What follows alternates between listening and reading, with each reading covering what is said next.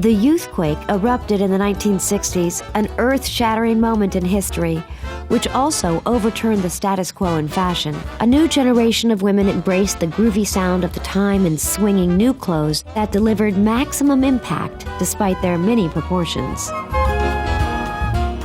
With deep roots in high society, Vogue remained fascinated by the comings and goings of the wealthy and well-married, known in the 60s as the beautiful people, or BPs.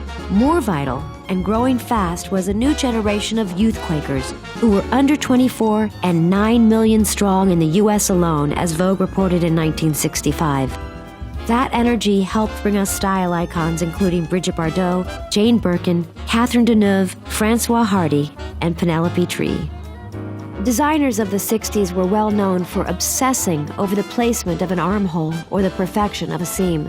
Coco Chanel was famous for continually tearing her work apart in search of a perfect fit, as was Courrèges, whose abbreviated cookie-cutter A-line shifts became a symbol of the era. That rigorous tailoring and discipline would later give way to more swinging impulses. Pre-space is over.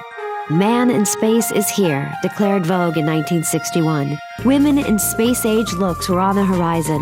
The future, to designers like Courrèges, Pierre Cardin, and Paco Rabanne, was about clean lines and borrowing from modern architecture, exposing and freeing the body.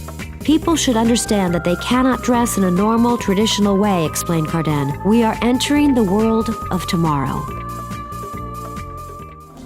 Not all of the out-of-this-world fashions in the pages of Vogue were futuristic. Diana Vreeland, who became editor-in-chief in 1963, had an eye for the exotic and sent her photographers and models, including Verushka and Penelope Tree, to all corners of the globe with suitcases packed full of fashion and a poetic brief. While Vreeland was preoccupied with creating otherworldly fashion stories, many young women were searching for utopias here on Earth. Their ticket to ride usually involved mind-altering drugs. While the make and mend hippie ethos didn't always jive with fashion, its bohemian and folkloric aesthetic did, and appeared on the glossy pages of the magazine.